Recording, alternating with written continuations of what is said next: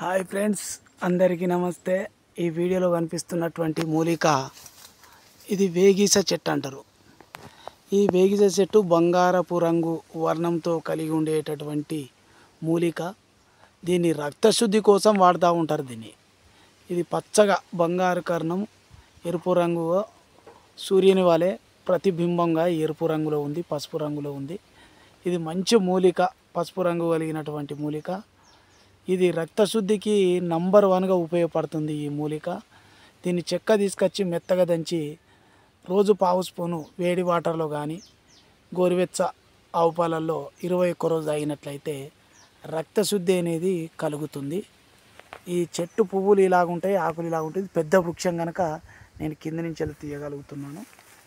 వీటిని ఆకులు ఇట్లా ఉంటాయి. ఇదిగో ఆకులు ఈ రూపంలో ఉంటాయి. సేమ్ ఎర్ర చందనం ఆకులు ఎట్లుంటాయో అట్లుంటాయి.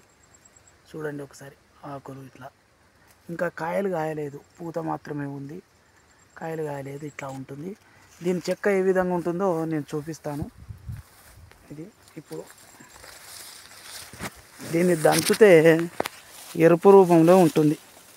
దీన్ని రౌతుతో ఏదన్నా దంచడం అనుకో, చూడండి.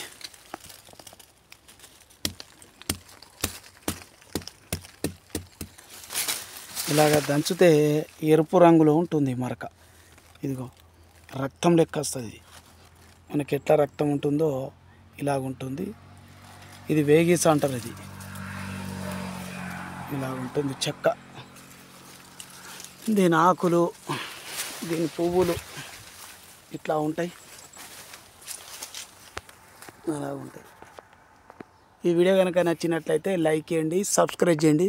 మీరు సబ్స్క్రైబ్ చేసినట్లయితే నేను వేలాది మొక్కలు ఛానల్ ద్వారా అందిస్తాను. మీ సపోర్ట్ అనేది ఉండాలి. అందరికీ ధన్యవాదాలు. సర్వే జనా సుఖినో భవంతు.